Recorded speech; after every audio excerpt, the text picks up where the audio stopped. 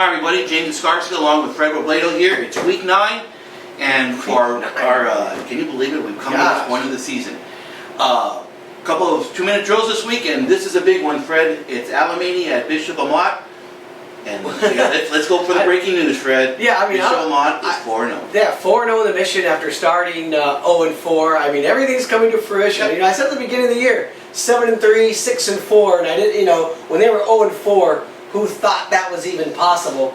You know, the Mission League. I mean, we had this little discussion, James, before we came on. You know, where is the Mission League? And I was telling you, you know, it's not Trinity. Maybe it's better than the baseline. Probably closer to the baseline than it is Trinity. And I think because of that, Bishop Amat is in this position. That was such a huge win they got last week at Sarah. That solidified no worse than second place, and that game was on the road. Which is not easy. I mentioned that in the column on Saturday, and we mentioned on the 2-minute drill last week that Sarah is an extremely tough place to win. Right. And I saw a little bit of the game, or most of the game, and you know, I think the officiating was fine. But what did I say? You give Mike DiFiore a week to figure out a backup quarterback. That's all he needs. And I think Steve Haggerty said it on camera. There was a little self-doubt that created that sunk in when they lost to Rancho Cucamonga, because I know being around the Bishop Amat program, when they played those charter oaks or the public schools when they were on a roll, those were teams they did not want to lose to. Those were games that Bishop Amat always wanted local ownership over. That's correct. I remember a few years ago when they lost to Chino Hills when Matt Bechtel was there, how embarrassing that was for them. So to see them bounce back, and they've got to be filled with a world of confidence. There's no question about it. World of confidence now. And he mentioned in the interview with Chris Ricks after the game, it was a minute and 30 seconds, but boy, it said a lot for the mental state of the program. The kids figured it out. If they had that 1 week, that bye week between Rancho and Loyola, there was some self-doubt, but they figured it out, and they figured it out. And in games like that, James, your best players, the guys, your headliners, show up. And boy, did Aaron Maldonado show up with 4 sacks in that game. It was a 21-14 victory over Sarah, and you know, I'm really happy for him. You know, he's going to UCLA, and I know it had been a tough year up to that point. Not for him particularly, but to see him kind of carry that defense on his back to victory on the road. Really happy for that guy. And now, like you said, you've got Alemany coming in to Kiefer this week, really with nothing to play for except the upset. They're not going anywhere in the playoffs. And you've got Amat a game away from setting up the 5-0 against 5-0. That would be at Chaminade on the road in week 10.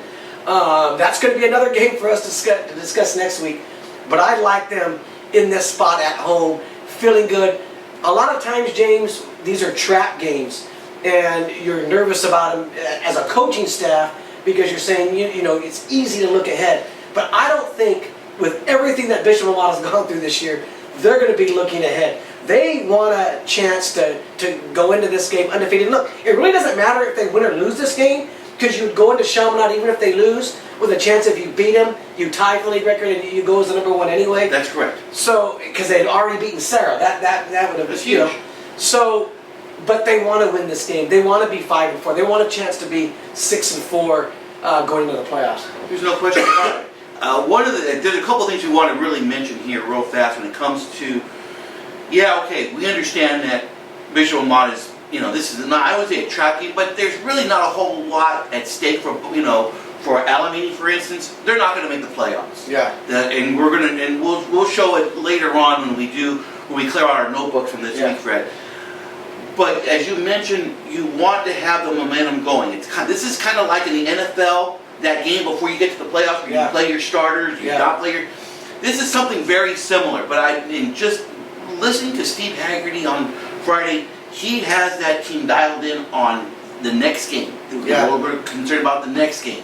And you know, see, this you're going to knock that over right now. That'd be bad luck. That'd be very bad luck. Exactly. But I think he's got these guys trained down mentally, and they want to have a legitimate chance to say that they are the outright league champion. I think James, this could be a running clock game in the fourth quarter. I really do. I know Alemany's a decent team. They're not terrible, but this is a game I really think I could see Bishop Amat really stepping on the gas and putting it to them and wanting to get those starters off the field. I just have a feeling that there's going to be a coming out party on Thursday on Friday to go to 5-0, where they're just going to run through these guys. And I think they've got that much confidence. And look, we started at the beginning of the year. We knew they were a pretty good team. And you have to go back now and look at that schedule. You knew Modern Day was great. The Loyola team on the road was great. Jay Serra, obviously a very good Trinity. They're going to play. Rancho Cucamonga, that was just a great team. And Rancho got them to the spot where they were over 3. And like Steve said, some self-doubt had sunk in. But not right now. Right now, this is a team that everyone thought at the beginning of the year could be.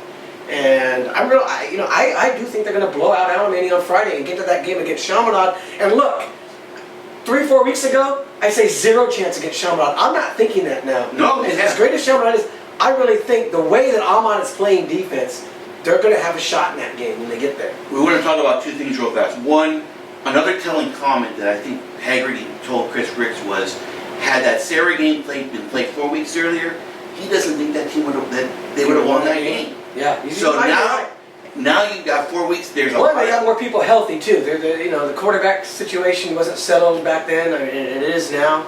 And the other thing I want people to understand here, and I got this over the weekend from a lot of sources from on the other end of the valley. It's the sources. The coaching staff at Alemany could be very well coaching for their jobs. I've been hearing a lot of rumblings from the San Fernando Valley that there's a lot of people at Alemany very upset with the way things are going at the school right now. You have to understand they got rid of Mike Harrington at a very affluent time, or Dean Harrington I should say, at a very troubled time in 2015. For a program that was so used to so much success under him, to not see the success for the last couple of years, Fred, to use the terms, these guys could be coaching for their job. There's no doubt, James. I mean, that happens when you're a program like them. Hey, look, I remember just a few years ago when it was Bishop Amat and Alemany playing for these league titles, and those games were just an incredible atmosphere being down at Alemany, and I'm sure it's got a sting. I wonder if their pipeline to Pasadena has sort of gone dry. Who knows what it is. I can tell you a few schools where these kids are going to these days, and they're not. Because some of these schools in Pasadena, like St. Francis, maybe they're starting to get some of these guys. So you're picking that Bishop Amat? I'm picking Bishop Amat by at least 3 touchdowns. And we want to mention that I think you might be going to the I'm going to go to the Amat game. I'm going to go to Kiefer, go get my In-N-Out burger and fries and a soda, and enjoy the Friday night atmosphere.